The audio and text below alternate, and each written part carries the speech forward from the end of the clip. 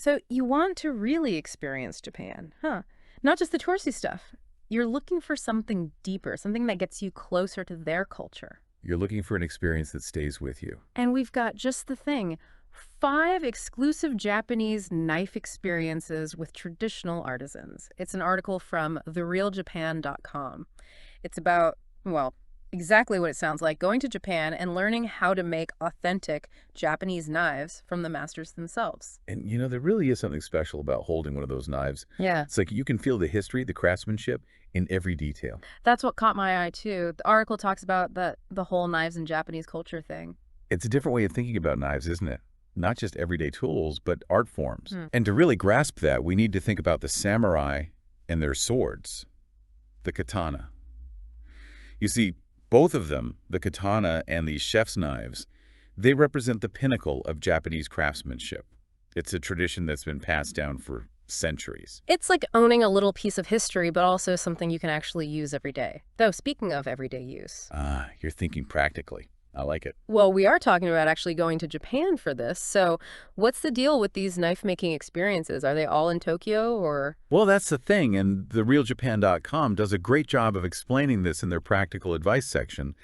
These experiences, they're not all in the city. We're talking about specialized workshops, often in more rural areas. Which makes sense. I guess can't really picture a traditional forge in downtown Tokyo, can you? Exactly. It's all part of the experience, you see. A chance to get away from the hustle and bustle, connect with a different side of Japan. But yes, you'll definitely want to factor in some travel time. Luckily, the article maps out where each workshop is located. Good to know. Anything else we should keep in mind? Packing-wise, maybe? Definitely.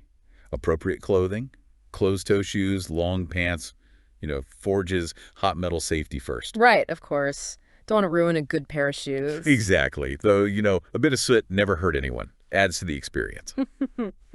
I like the way you think. Okay, so we've got the basics covered, ready to dive into the experiences themselves, because this whole samurai knife thing, I'm dying to hear more. Lead the way. Okay, imagine this. You're at Asano Kajiya, a historic farmhouse near Nagoya. You can smell the coal, hear the clang of the hammer on steel. And you're about to spend the entire day learning the art of Japanese bladesmithing from master swordsmith Taro Asano. Experience number 5. This one's for those who want the full immersion, 7 hours dedicated to crafting a samurai knife. No tourist traps here. Definitely not. This is the real deal for people who've always dreamed of making their own samurai knife. Maybe learn a bit about the philosophy behind it, too. And that's what makes Asano Kajiya so unique. See, Taro Asano, he believes it's not just about the technique. It's about the energy you bring to the craft. Yeah. Even the weather on the day you forge your blade can influence the final outcome, he says. Wow, that's amazing. It's like spiritual blacksmithing or something. But okay, before I get too carried away practicalities, it's in Hashima City, about 30 minutes by bullet train from Nagoya, and it is a full day commitment, 7 hours. This one's for those who have the time to really immerse themselves, Yeah, maybe not the best choice for a quick weekend trip. Probably not. But if you're serious about the craft and you happen to be near Nagoya, this is the one. But hey, if a full day at the forge sounds a little intense, experience number 2, Masahiro Tantojo, might be more your speed.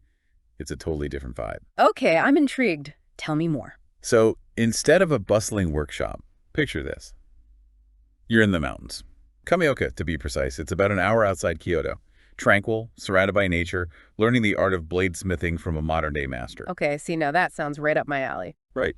It's run by Yuya Nakanishi. He's one of Japan's few remaining active swordsmiths.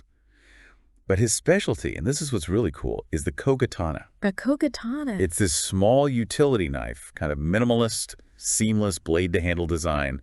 It's all about wabi-sabi, finding the beauty in imperfection, in simplicity. Practical and beautiful. I like it already. Oh, and it gets better. At Masahiro Tantocho, you get to choose traditional Tomohagen steel for your blade, or modern steel. The best of both worlds. Exactly. Yeah. And to top it off, you can personalize your kogatana, add a leather sheath, even get an engraving. Imagine pulling that out at a dinner party. Oh, this whole thing, yeah, just a little knife I made in Japan. Exactly. It becomes a part of your story, Love it. Okay, so how much time are we talking here? This one's more manageable than the full day experience, about 4 hours. Still a decent chunk of time, but much more doable if you're on a tight schedule. Right. So, to recap, we've got the intense immersive samurai knife experience. And now we've got this one, which is more about minimalism, finding beauty in simplicity. Both amazing, but for totally different reasons. And that's what I love about this article, right? It shows you the range of what's out there. Speaking of range, this next one's a bit different again. Ready to trade the heat of the forge for something a little more roche? Refined.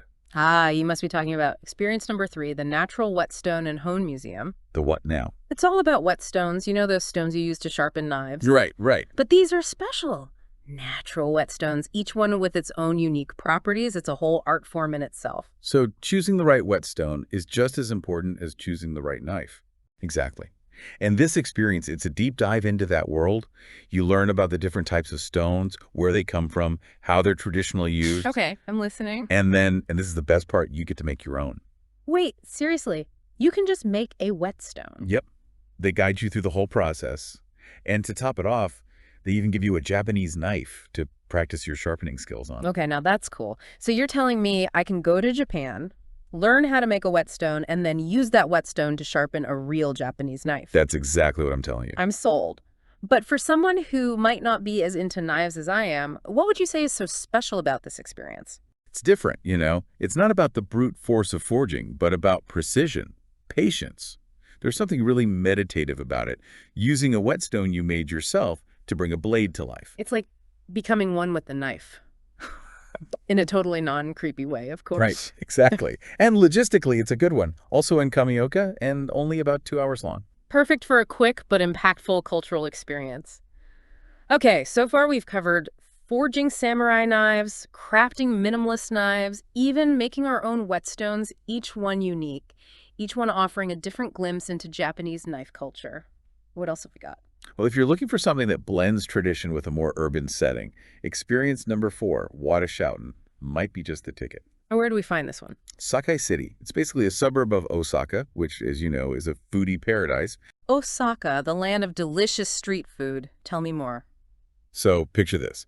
You're in a workshop, over 150 years old, surrounded by the sounds of hammering, grinding, that smell of steel and wood. Okay, now I'm really hungry. What kind of knives do they make there? Sakai knives. Yeah. Famous for their quality, and get this, you get to choose. Sentoku, deba, or sashimi knife. You get to make your own. Whoa, hold on. For those of us who aren't fluent in knifes, can you break those down for us? Sure. So a sentoki knife is your all-purpose kitchen knife. The deba is a heavier knife, like a cleaver used for breaking down fish. And the sashimi knife, that's your precision instrument for slicing those perfect, delicate pieces of sashimi. Okay, I'm learning so much today. So you choose your weapon, then what? Then it's hands-on.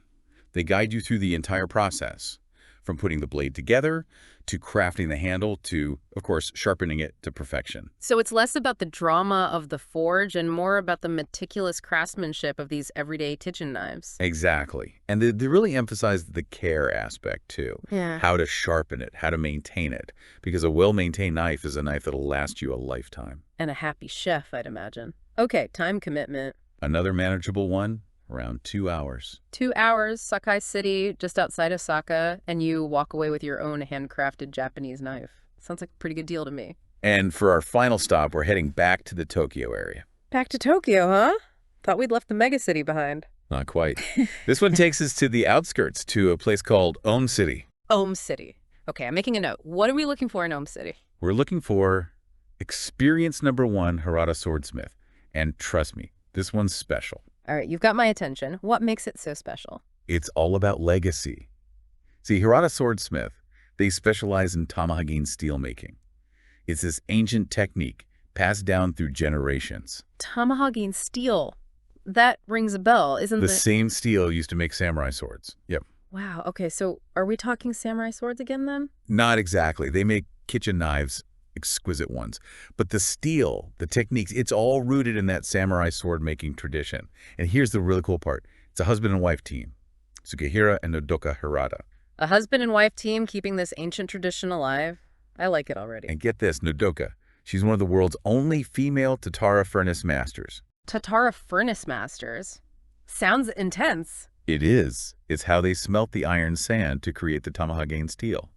It's a physically demanding process, requires incredible skill and precision. Wow, she sounds amazing. So at this workshop, do we get to work with Nodoka directly? You do. You're right there in their workshop, learning how to craft a kitchen knife, using the same techniques that have been passed down for centuries. Talk about a hands-on history lesson. So we're actually making a knife from scratch with the tomahawk and steel. That's right. From the forge to the finishing touches, you're involved in the entire process. It's not just about the end product, is it? It's about understanding the work, the artistry, the time that goes into it. Exactly. And like with the Asano Kaji experience, you walk away with your own personalized blade engraved with your name. It's a pretty special souvenir. Definitely not your average souvenir. Okay, so for those who are thinking of making the trip, how do we get to Ohm City? It's about 90 minutes from Shinjuku Station in Tokyo by train. All right, and time commitment. Of 3.5 hours for the experience itself, but the article mentions that it can vary a bit depending on how many people are participating. Good to know. So, to sum it all up, Hirata Swordsmith, it's a chance to experience true Japanese craftsmanship, to learn from a master, work with your hands, and walk away with a one-of-a-kind piece of Japanese history. Exactly. 5 incredible experiences, each one offering a different perspective on the art of Japanese knife making. From forging samurai knives in a historic farmhouse, to crafting minimalist knives in the tranquil mountains, to creating our own whetstones, to experiencing the energy of Osaka, it's amazing what you can learn from a single article. And that's the beauty of a good deep dive, isn't it? It really is. And for our listeners, be sure to check out our show notes for a link to theraljapan.com so you can start planning your own Japanese knife-making adventure. Until next time.